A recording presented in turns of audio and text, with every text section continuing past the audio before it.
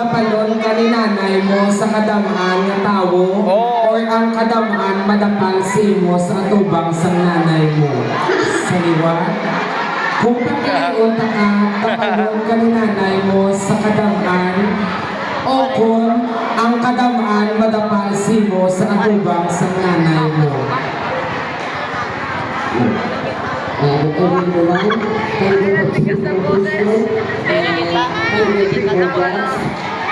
Kung ako napiliyon, kapalong ko sa akong nanay sa kupang, sa akong katawo, o kung kapalong ko sa kadamatan ko sa akong nanay.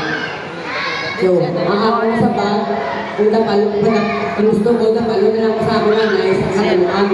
E di nila ang balang, abi ni akong misala ko sa akong nilikanan, amo nang inapal ko, hindi ka mong sakit ko sa akong nilikanan, kung wala kami sila. Kung kapag napalong ka sa kataluan, hindi mo mabalaan kasi yung nanay mo pwede alalasin mo, mapatay mo lang.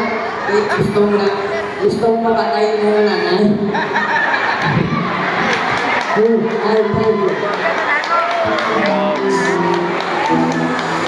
Thank you, candidate number 6.